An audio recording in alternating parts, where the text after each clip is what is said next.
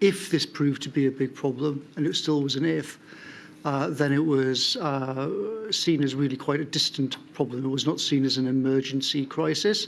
And secondly, as you remark, I did not go on holiday, but many of the senior people were on holiday during that time, including the PM. Mr. Cummings, you say the system didn't push him to come back. The system didn't regard it as a crisis. The system didn't do that. But you were part of the system. Why weren't you pushing for these things? Pushing for what?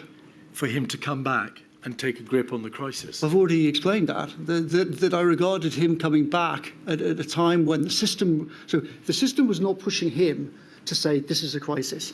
If he'd come back on the 15th of February, he'd have said what he'd already been saying in the previous 10 days, which is this is all balls, it's all swine flu, the real danger is the economy, blah, blah, blah, blah.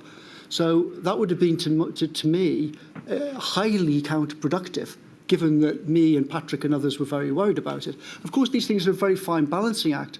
And you can see the problems we had on this with the handshaking, which happens, roughly at this time, where I tried to push him on handshaking and then it completely boomeranged.